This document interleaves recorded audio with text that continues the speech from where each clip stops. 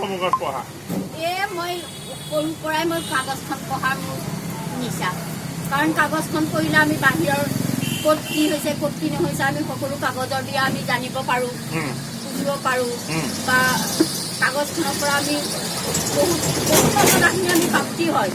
গতিকে আমি কাগজখন সেইটো কাৰণে আমি দৈনিক এতিয়া যে আপোনাৰ বৰ্তমান যে সমাজত পঢ়ুৱৈ সংখ্যাটো আপোনাৰ মানে এই কমি গৈছে আৰু আমি আমাৰ যোৱা 45 বছৰৰ অভিজ্ঞতা হিচাপে কৈছোঁ যে সৰহভাগ হৈ গ'ল আমাৰ এই মহিলাই খবৰ কাগজ কমকৈ পঢ়ে।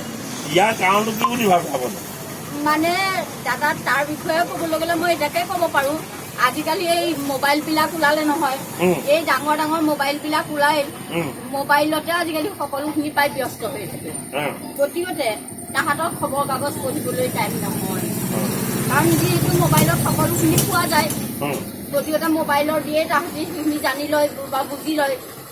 গতিকে তাহাঁতি মোবাইলটোৰহে বেছি প্ৰাধান্য দিয়ে, খবৰ কাগজৰ কথা ইমান গুৰুত্ব দিবলৈ টান পায়। এতিয়া আপুনি এনেকুৱা এটা কথা আমাৰ মহিলা সমাজলৈ আগবঢ়াব নেকি যে তেখেতসকলক এটা আপুনি অনুৰোধ কৰিব লাগে যে তেখেতসকলে মোবাইলটো মানে কম ব্যৱহাৰ কৰি বা প্ৰয়োজনীয় হিচাপত ব্যৱহাৰ কৰি বাকী সময়ত কিছু সময় যদি অধ্যয়ন কৰে তেতিয়াহ'লে আমাৰ দেশখন বা আমাৰ সমাজখন ভাল হ'ব বুলি আপুনি ভাবে নেকি?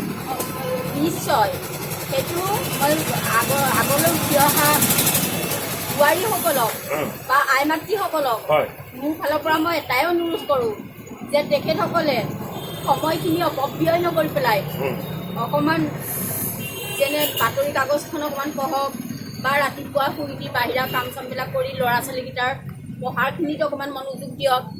তাৰপিছত তোমাৰ